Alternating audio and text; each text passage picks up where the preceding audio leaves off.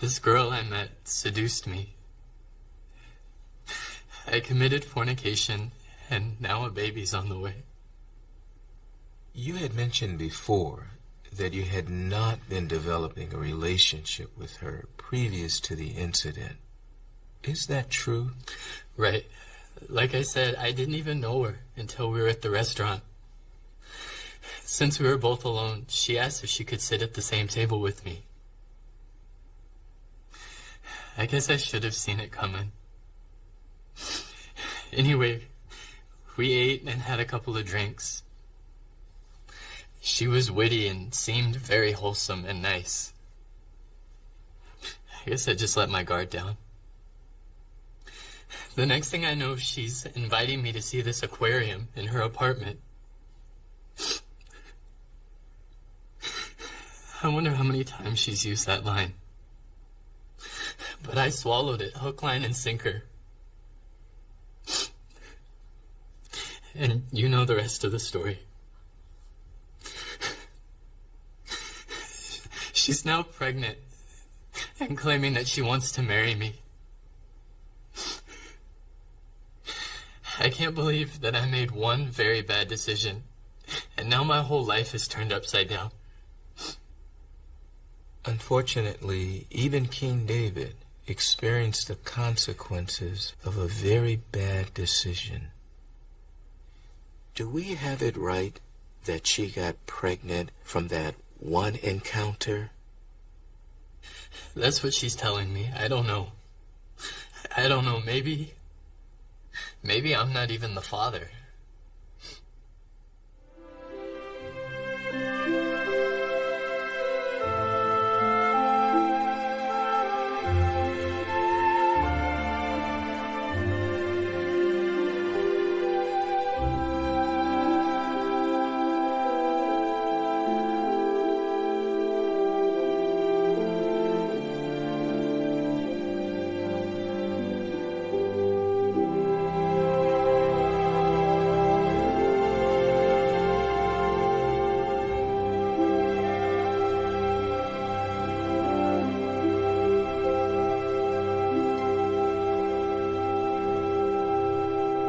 Scriptures and references we just shared together make it very clear how Jehovah feels about fornication and how Jehovah feels about a repentant wrongdoer.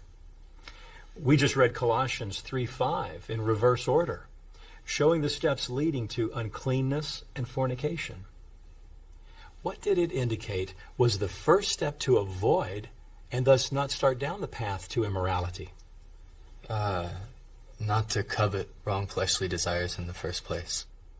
Robbie, do you remember in the psalm that you were asked to read, Psalm 51, what did David pray for after his sin with Bathsheba? I'm sorry, I was so upset that I didn't get around to reading that. He prayed for Jehovah to give him a pure heart. I was hoping you had prayed for the same. I am sorry, Brother Elderman. I didn't read it. Robbie, we prayed for the Holy Spirit to be with us, and it can guide the elders' thinking if we're alert to what we hear and observe. Something just occurred to me that we failed to ask you previously. What about after that first night? How long after that encounter did Lucy inform you that she was pregnant?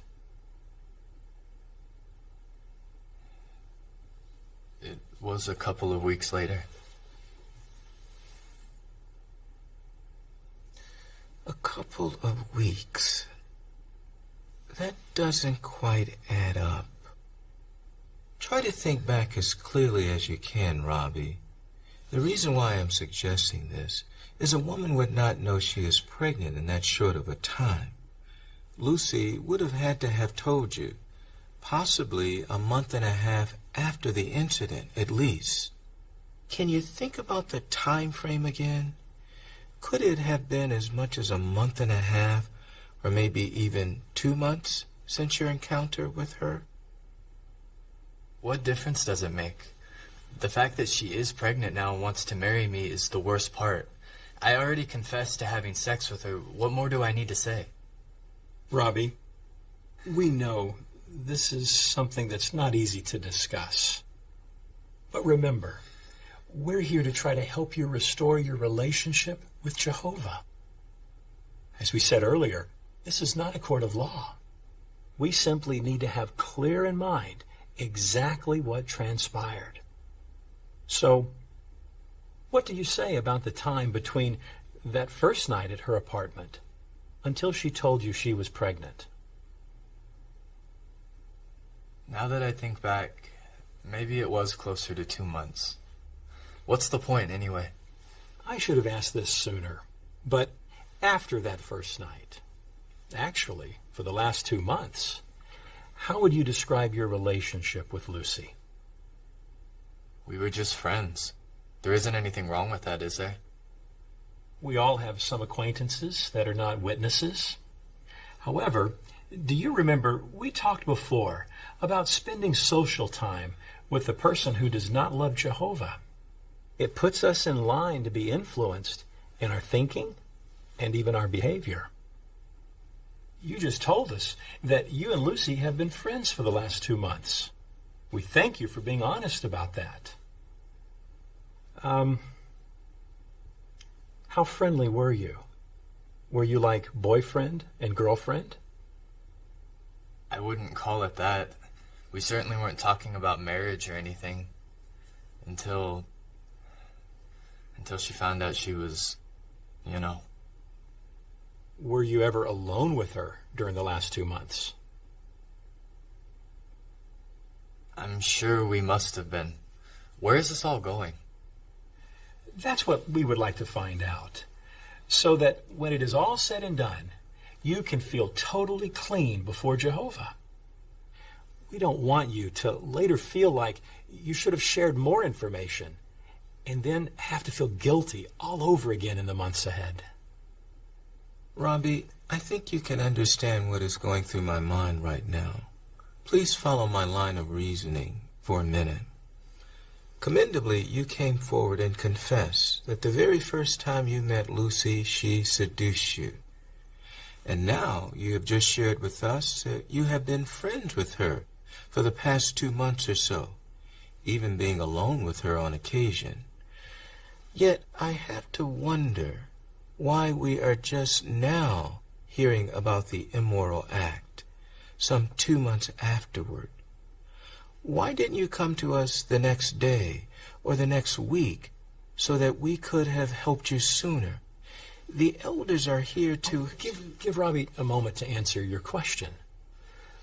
Why didn't you come to us sooner than 2 months after the incident?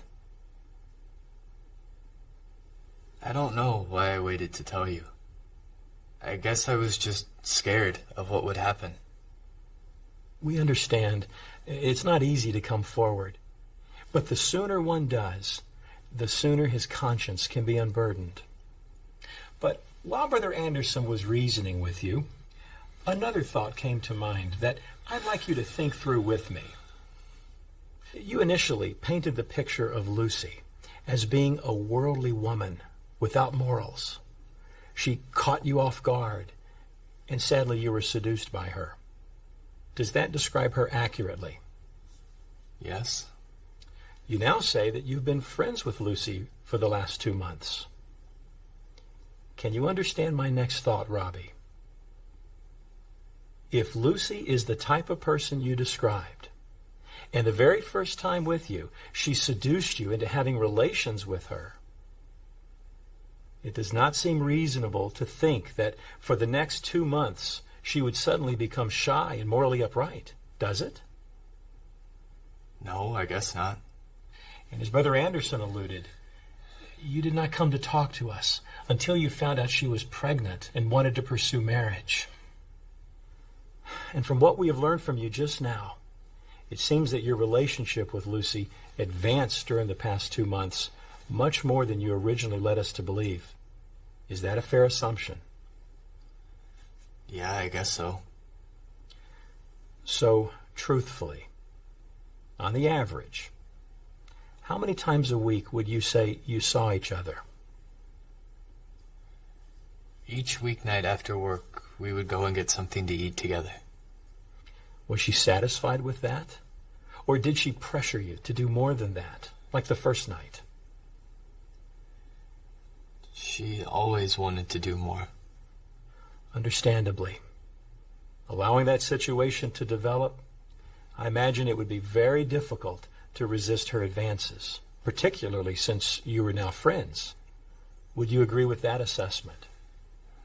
I guess so.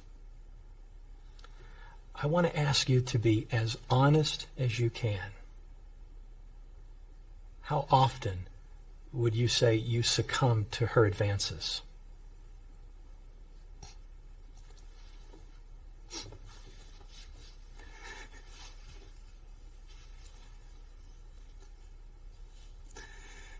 Two or three times. 2 or 3 times a week? Yes. I couldn't stop it. And then it all comes apart on me when she finds out she's pregnant. Probably from our first time together. I can't believe I'm telling you this. We understand how treacherous our hearts can be. Do you think you have the fortitude to break off the relationship with the young woman? Think about this carefully. What can you tell us to convince us that you won't continue in this course? I don't want to be disfellowshipped. It'll tear my dad apart. I need the friends in the congregation to give me some stability. Please, please, please, give me a chance to get my act together. I'll try to break it off with Lucy this week.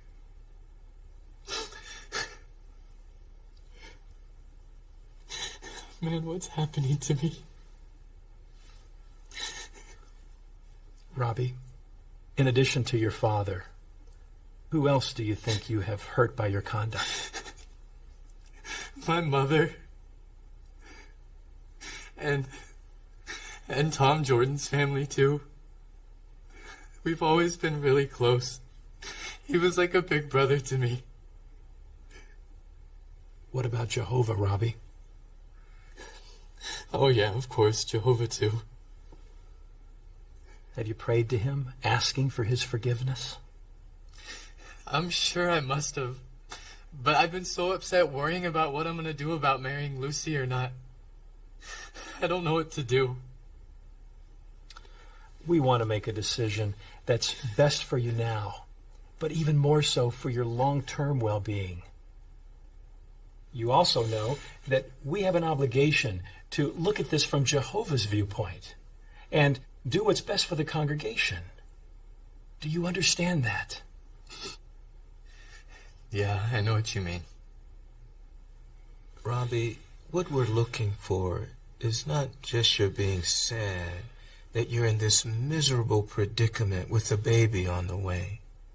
Here in 2 Corinthians chapter 7, verse 9, Paul says he rejoiced not because you were just saddened or upset with the circumstances, but because you were saddened into repenting. He then contrasts sadness in a godly way with the sadness of the world. He says in verse 11 that being saddened in a godly way produces earnestness, yes, clearing yourselves. It says having an indignation toward the wrong, fearing Jehovah, having a zeal to right the wrong, yes, demonstrating yourselves to be chaste or clean in this matter. Robbie, that is the attitude we want to see in you.